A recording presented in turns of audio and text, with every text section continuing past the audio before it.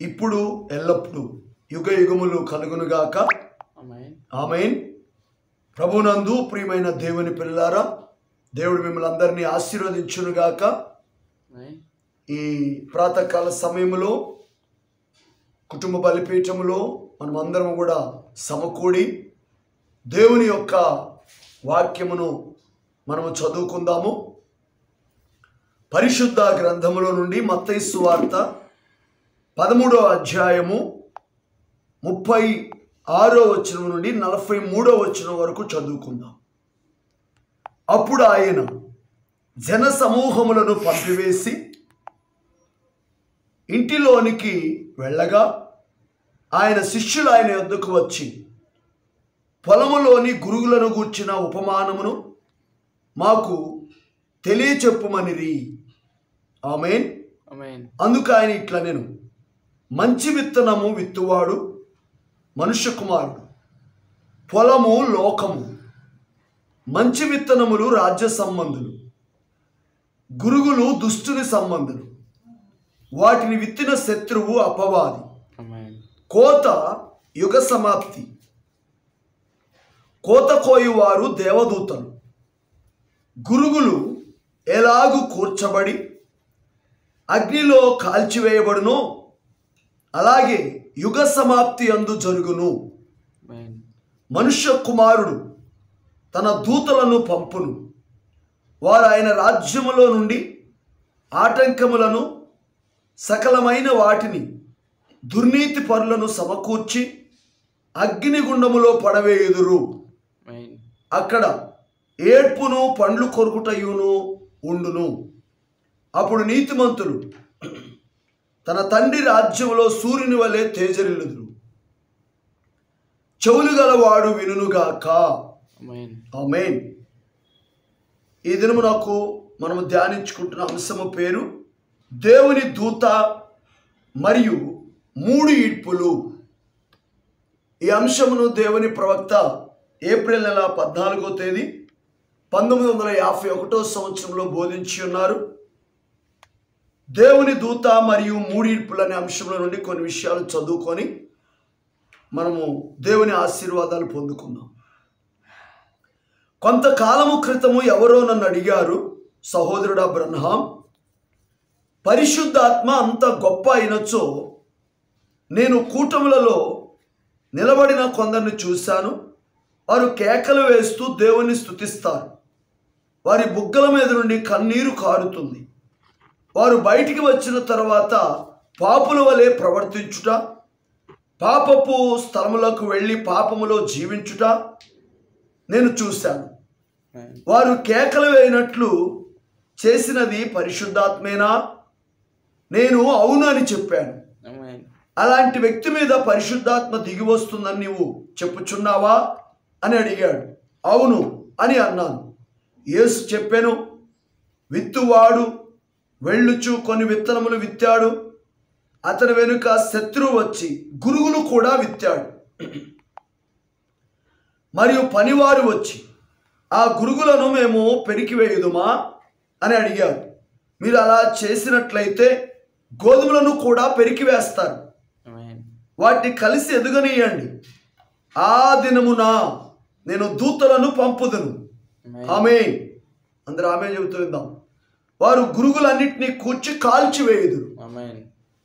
చేతులెత్తి ఆమేన్ చెబుదాం. గోధుమలను కొట్లలో కూర్చుదురు అని చెప్పారు. హెబ్రీయులకు రాసినటువంటి పత్రిక 6వ అధ్యాయములో బైబిల్ ఆ విధంగా చెప్పుచున్నది. ఒకసారి వెలిగించబడి పరలోక సంబంధమైన వరమును రుచిచూచి పరిశుద్ధాత్మలో పాలివారై దేవుని దివ్య వాక్యమును రాబోవు యుగ సంబంధమైన శక్తుల ప్రభావమును అనుభవించిన తరువాత తప్పిపోయిన వారు తమ విషయములో దేవుని కుమారుని మరలా సిలువేయచ్చు బాహాటముగా ఆయనను అవమానపరుచుచున్నారు గనుక మారు మనసు పొందినట్లు అట్టి వారిని మరలా నూతన పరచుట సాధ్యము. ఈ భూమిని పండించుటకు వర్షము కురియుచున్నది. ఆమేన్. కానీ ముళ్ళ పొదలు గచ్చ పొదలు కాల్చబడును. గమనించండి, గోధుమలు నాటబడిన అదే పొలములో గురుగులు, గచ్చ పొదలు, ముళ్ళ పొదలు ఉన్నాయి. అవన్నీ గోధుమలతో కలిసి ఎదుగుచున్నాయి. కరువు వచ్చినప్పుడు గోధుమ దప్పిగొనినట్లుగానే గురుగులు కూడా దప్పిగొన్నాయి. గోధుమల కొరకు నీరు పంపించబడినది, కానీ గోధుమలు సంతోషించినట్లుగానే నీటిని బట్టి గురుగులు కూడా అదే విధంగా సంతోషిస్తాయి. వాటి ఫలముల ద్వారా మీరు వాటిని ఎరుగుదురు. కూటములో పరిశుద్ధాత్మ ఈ భవనములో కుమ్మరించబడును, కానీ క్రీస్తు యేసునందు దైవికముగా జీవించువారు కొట్లలో కూర్చబడుదురు. గురుగులు వారికి తీర్పు తీర్చుట మన పని కాదు, కానీ అంతమున కాల్చబడును. నా భావం మీరు గ్రహించారా? కావున వారు అరుచుచున్నారు, ప్రభుని స్తుతించుచున్నారని వారికి తీర్పు తీర్చవద్దు. వారు జీవించే జీవితమును బట్టి వారికి తీర్పు తీర్చుము. వారు సరి అయిన జీవితమును జీవించినట్లయితే వారిని త్రోసివేయవద్దు. వారి కొరకు ప్రార్థన చేయము. ఆమేన్. ఆ విధంగా చేయాలి.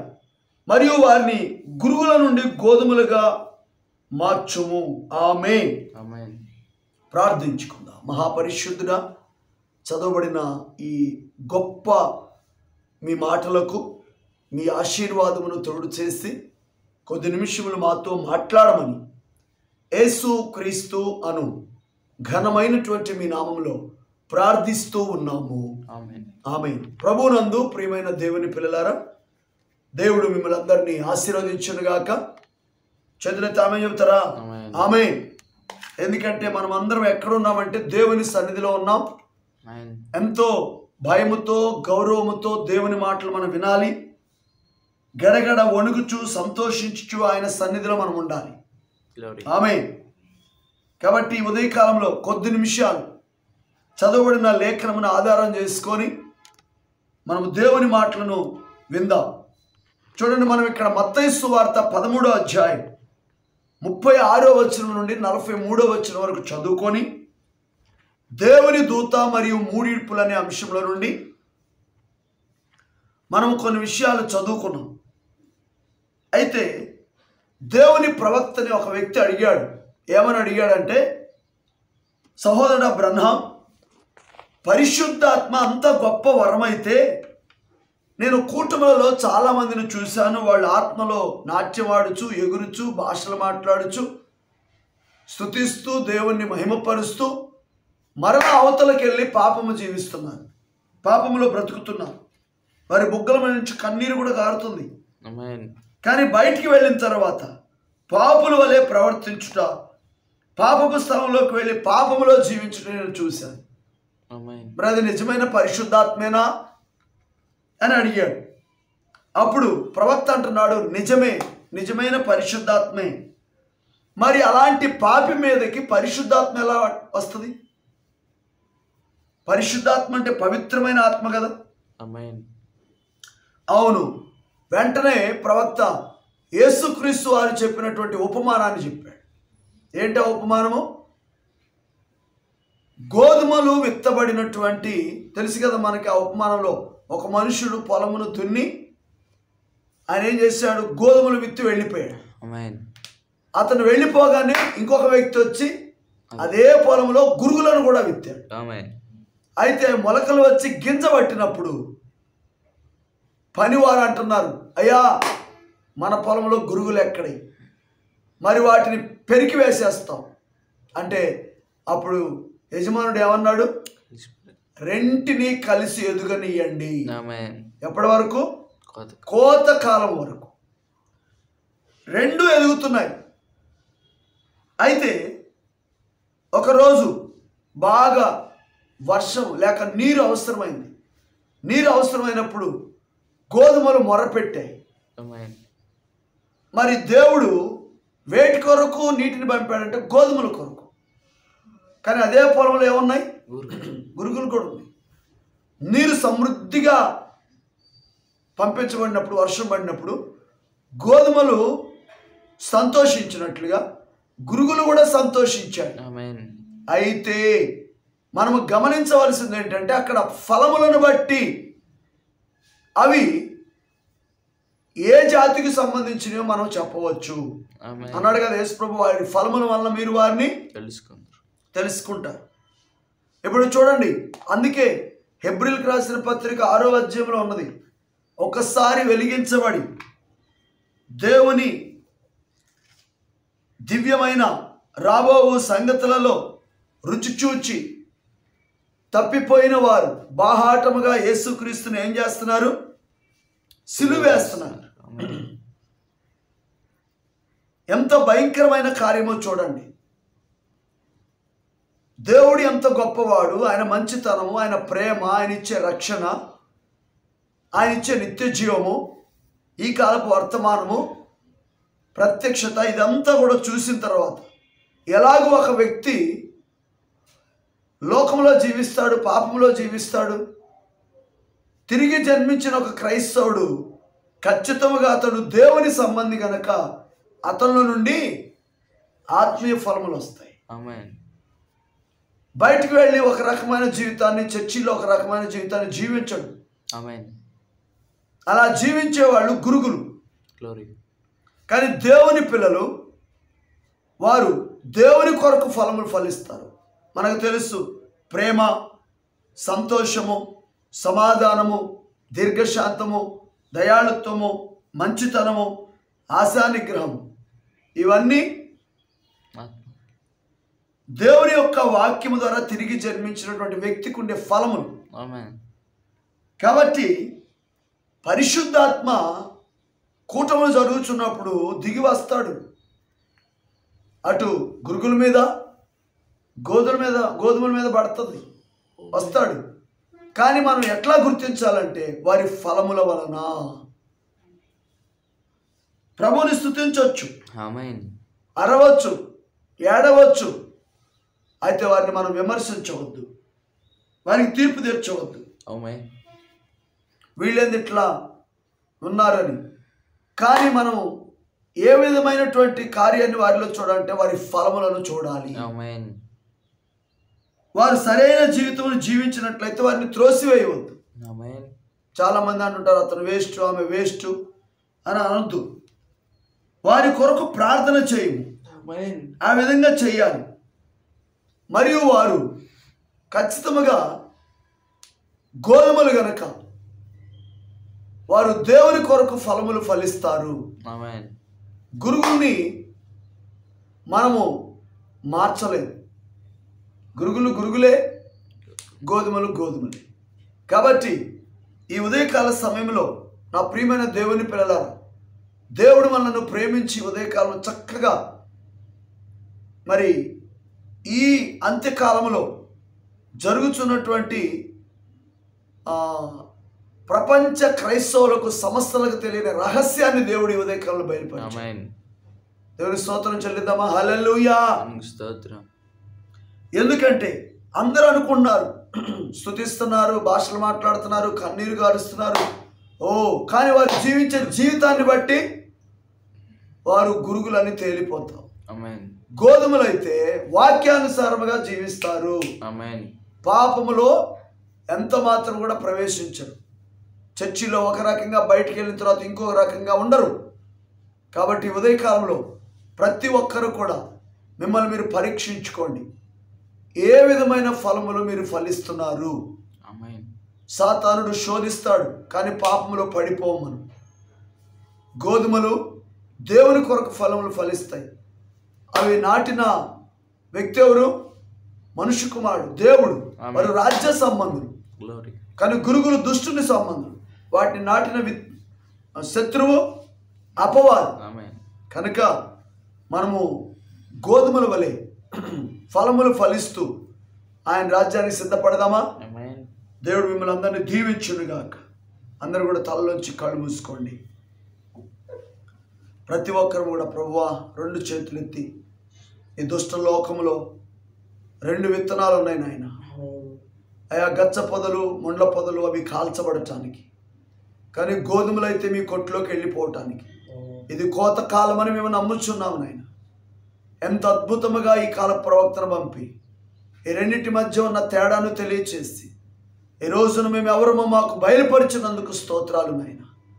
ఎందుకంటే ఇక్కడ వరి కాలంలో ప్రభువా ఒక చిన్న గుంపు ఎత్తబాటు కొరకు సిద్ధపడుతున్నప్పుడు వారు చర్చిలో ఏ విధంగా జీవిస్తారో బయటికి వెళ్ళిన తర్వాత కూడా అదే రకమైన పవిత్రమైన వాక్యానుసారమైన జీవితం జీవిస్తారని దాన్ని బట్టి మేము గుర్తించాలని ఓ ప్రభు వారి జీవించే జీవితాన్ని బట్టి మేము మా ప్రభువా ఎంత మాత్రము కూడా ప్రభువా వారిని మా తండ్రి విమర్శించవద్దని ప్రభువా ఖచ్చితంగా మా తండ్రి మేము వారిని ప్రేమించి వారి కొరకు ప్రార్థించడానికి సహాయం చేయండి ప్రభు అని ఆ రీతిగా మనము దేవుని స్తుతిస్తూ ఉండగా ఒక చిన్న ఆరాధన గీతమును పాడి ఆయన పరిశుద్ధ నామమును సన్నుతించుదామా? ఆమేన్.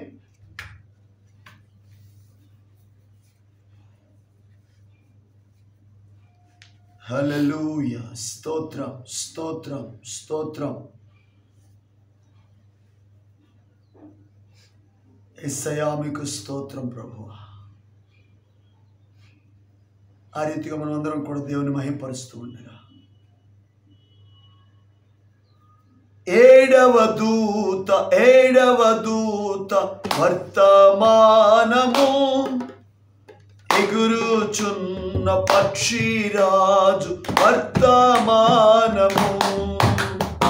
ఏడవ దూత వర్తమానము ఎగురుచున్న పక్షిరాజు వర్తమానము.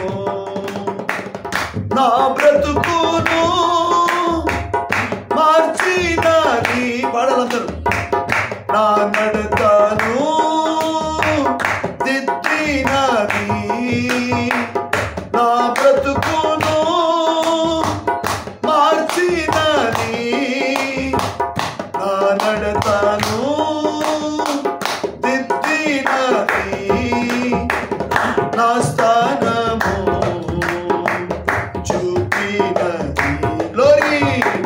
నా స్థానము చూపినది.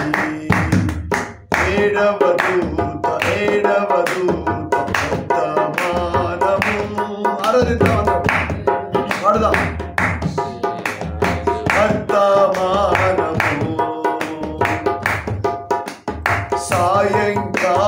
సాయంకాల వర్తమానము బలిష్ఠుడగు దూత తెచ్చిన వర్తమానము. సాయంకాల వర్తమానము బలిష్ఠుడగు దూత తెచ్చిన వర్తమానము. గ్రంథమును ఇచ్చినది మర్మమును చూపినది. యేసయ్యా గ్రంథమును ఇచ్చినది మర్మమును చూపినది.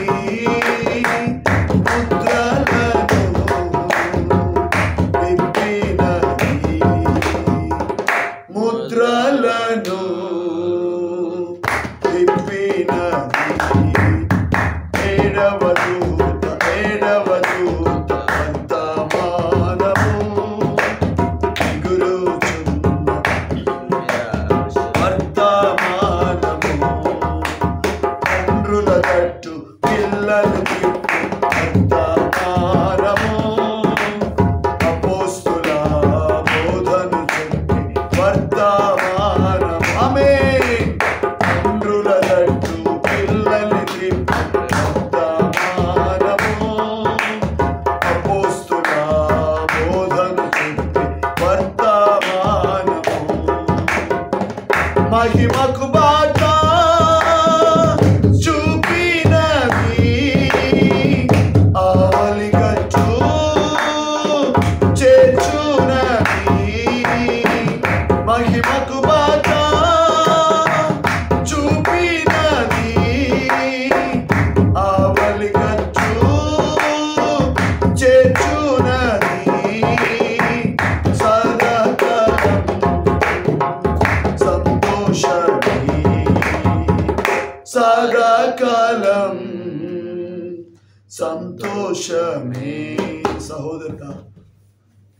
ఈ ఉదయకాలం గోధుమలను ఆయన కొట్టులోకి తీసుకుని వెళ్ళే సమయం వచ్చేసింది.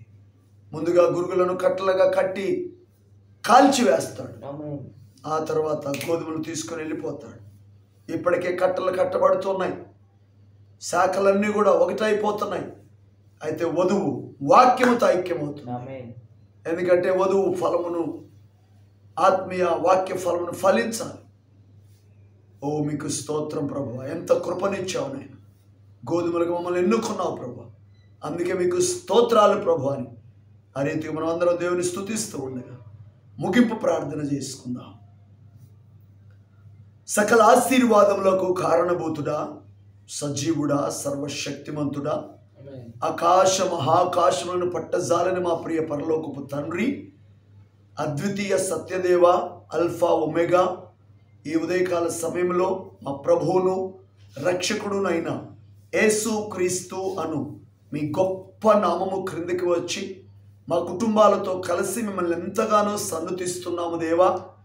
ఈ 2024 సంవత్సరంలో నాయన మార్చి నెల 3వ తారీఖు అద్భుతముగా ప్రాతకాలపు ఆరాధనలు మమ్మల్ని ప్రవేశపెట్టి ఈరోజు క్రైస్తవ ప్రపంచంలో జరుగుతున్న అయా సమస్త మర్మాన్ని అయా 7వ దూత ద్వారా ప్రకటన 10:7 ప్రకారముగా ఆ వాక్యాన్ని మా మధ్యలో నెరవేర్చినందుకు స్తోత్రం నాయన.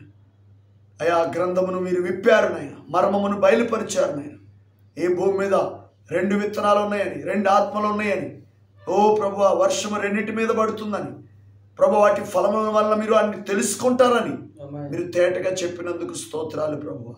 విన్న వాక్యాన్ని బట్టి ప్రభువా, ఎదిగో నిశ్చయముగా మేము గోధుమల వలె మీ కొరకు ఫలములు ఫలించడానికి అయా మందిరములో మిమ్మల్ని స్తుతించి ఆరాధించి నాయన ఏ విధంగా పరిశుద్ధాత్మను పొందుకొని ఉన్నామో ఆ రీతిగా బయటికి వెళ్ళిన తర్వాత కూడా ఆ విధంగా మేము పవిత్రమైన జీవితాన్ని జీవించడానికి సహాయము చేయమని, ఎంతమంది నాయన మీ పిల్లలు ఈ ఉదయకాలంలో మీ సన్నిధిలో పాల్గొన్నారు వారందరినీ పేరు పేరు వరుసన దీవించమని, ఘనత మహిమ ప్రభావాలు మీకే చెల్లిస్తూ ఈ దినమున మా ప్రభువా ఈ పునరుద్ధాన దినములో మేమందరము మా కుటుంబాలతో కలిసి మీ సన్నిధికి వెళ్ళి మిమ్మల్ని ఆరాధించడానికి మమ్మల్ని సంసిద్ధపరచమని, ఘనత మహిమ ప్రభావం మీకే చెల్లిస్తూ ప్రభు అయిన యేసు క్రీస్తును శ్రేష్టమైనటువంటి మీ నామములో ప్రార్థిస్తూ ఉన్నాము. ఆమేన్. మన ప్రభు అయిన యేసు క్రీస్తు వారి యొక్క కృప సమాధానము దేవుని సన్నిధిలో చేరిన మనకు సకల పరిశుద్ధులకు సదాకాలము తోడై ఉండి నడిపించునుగాక. ఆమేన్. అందరికీ గాడ్ బ్లెస్ యు.